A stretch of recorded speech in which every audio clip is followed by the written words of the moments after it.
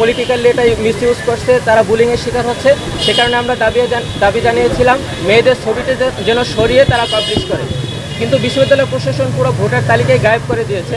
একটা বাস যে নির্দিষ্ট সময় আসার কথা তার 30-40 মিনিট পার হয়ে গেছে, কিন্তু সেই বাস আসছে না।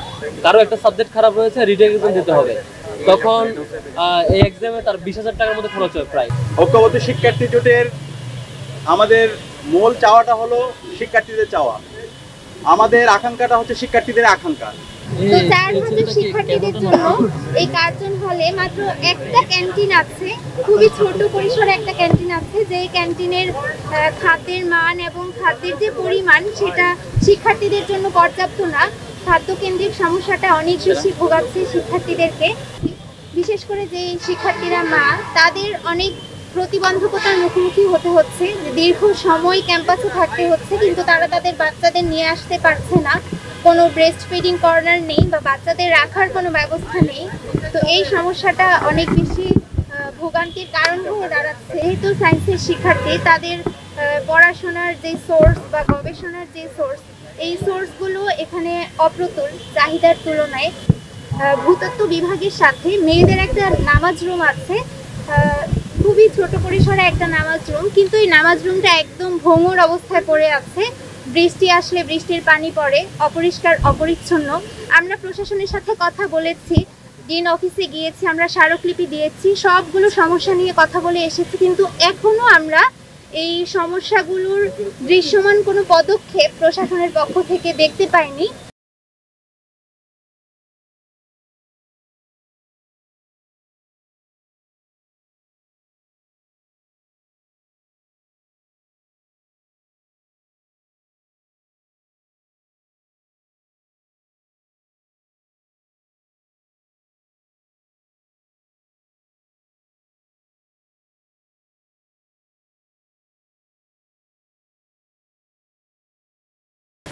আপনারা জানেন যে গতকালকে বিশ্ববিদ্যালয় প্রশাসনের পক্ষ থেকে শাটল সার্ভিস বন্ধের একটা নির্দেশনা এসেছিল। আমরা বিশ্ববিদ্যালয় প্রশাসনের সাথে যোগাযোগ করেছি যে শিক্ষার্থীদের জন্য যেটা ফ্রেন্ডলি একটা সার্ভিস, এই সার্ভিসটা কোনো অবস্থাতেই বন্ধ করা উচিত হবে না। তারা আমাদেরকে জানিয়েছেন যে আজকের মধ্যে তারা একটি নির্দেশনা এই ব্যাপারে জানাবেন। একটা বাস যে নির্দিষ্ট সময় আসার কথা তার 30-40 মিনিট পার হয়ে গেছে, কিন্তু সেই বাস আসছে না। তো সেই জায়গা থেকে আমরাও এই বিষয়গুলো নিয়ে কাজ করছি। আমাদের অলরেডি একটা বাস ট্র্যাকিং অ্যাপ, এটা মোটামুটি আমরা গুছিয়ে ফেলেছি। এই যে কোনো শিক্ষার্থী বাসটা কোন অবস্থায় আছে, কোথায় আছে, সেটা এই অ্যাপসের মাধ্যমে ইনশাল্লাহ জানতে পারবে। এটা আমরা ইনশাল্লাহ খুব দ্রুত সময়ের মধ্যে নির্বাচন পরবর্তী সময় আমরা এটা নিয়ে আসতে পারবো। অনাবাসিক শিক্ষার্থীদের জন্য যে বাসগুলো যায়, সে বাসগুলো আসলে অনেক ফিটনেসবিহীন, বাসের সংখ্যাটা অনেক বেশি। সেই জায়গা থেকে আমাদের পরিকল্পনা আছে এই বাসটাকে কিভাবে নিজস্ব বাসে নিয়ে আসা যায়, নিজস্ব বাস আমরা যেন কিনতে পারি, সেই জায়গা থেকে আমরা এটার প্রক্রিয়াটা শুরু করব। মেয়েরা যেহেতু কনসার্ন জানিয়েছেন, তাদের ছবি নিয়ে অনেক ধরনের নোংরামি হচ্ছে, অনেকে পলিটিক্যালি এটা মিসইউজ করছে, তারা বুলিংয়ের শিকার হচ্ছে। সে কারণে আমরা দাবি জানিয়েছিলাম মেয়েদের ছবিটি যেন সরিয়ে তারা পাবলিশ করে। কিন্তু বিশ্ববিদ্যালয় প্রশাসন পুরো ভোটার তালিকায় গায়েব করে দিয়েছে। আমরা বিশ্ববিদ্যালয় প্রশাসনের কাছে দাবি জানাবো ভোটার তালিকাটা আবার প্রকাশ করা হোক, কিন্তু সেটা যাতে শুধু ঢাকা বিশ্ববিদ্যালয়ের শিক্ষার্থীরা প্রবেশ করতে পারে এবং নারী শিক্ষার্থীদের যাতে তাদের ছবি নিয়ে কোনো ধরনের হয়রানির শিকার না হয়। কার্জনের বেশ কয়েকটা অনেকগুলো ডিপার্টমেন্টে রিটেক এক্সাম দিতে হলে কারো একটা সাবজেক্ট খারাপ হয়েছে, রিটেক এক্সাম দিতে হবে, তখন এই এক্সামে তার 20,000 টাকার মধ্যে খরচ হয় প্রায়, কারো আরো বেশি হয়, তখন সংখ্যা বেশি হলে কমে আসে। আমাদের এই জায়গায় অন্যতম একটি কমিটমেন্ট হচ্ছে এই যে অতিরিক্ত ফি নেওয়া এবং এটা একটা বাণিজ্যকরণে পরিণত করা বিশ্ববিদ্যালয়ের এক্সামগুলোকে।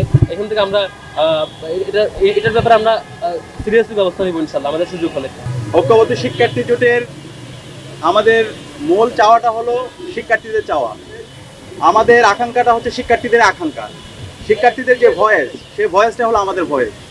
আমরা বলছি বৈচিত্র্যের মধ্যে ঐক্য করতে চাই, আমরা সবার ঢাকা বিশ্ববিদ্যালয় করতে চাই, আমরা শহীদদের আকাঙ্ক্ষার আলোকে আমাদের ঢাকা বিশ্ববিদ্যালয়কে বিনির্মাণ করতে চাই এবং আমরা সবার বাংলাদেশ বিনির্মাণ করতে চাই। বিশ্ববিদ্যালয়ের মূল কাজ হচ্ছে জ্ঞান উৎপাদন করা, জ্ঞান বিতরণ করা, নতুন নতুন জ্ঞান নিয়ে আসা। আমাদের পরে স্বাধীন হয়ে অনেক দেশ তাদের সায়েন্স টেকনোলজির মাধ্যমে অনেক এগিয়ে গেছে, কিন্তু আমাদের যদি বাংলাদেশের অবস্থা দেখি, ঢাকা বিশ্ববিদ্যালয়ের অবস্থা দেখি, সে জায়গায় আমাদের এই যে একটা বিশ্ববিদ্যালয় একাডেমিকলি সাউন্ড হওয়া, একাডেমিয়ে ইনভেস্ট করা, গবেষণায় ইনভেস্ট করা, সে জায়গায় আমরা 100 বছরে অথবা স্বাধীনতার 5 দশকে দেখতে পাইনি।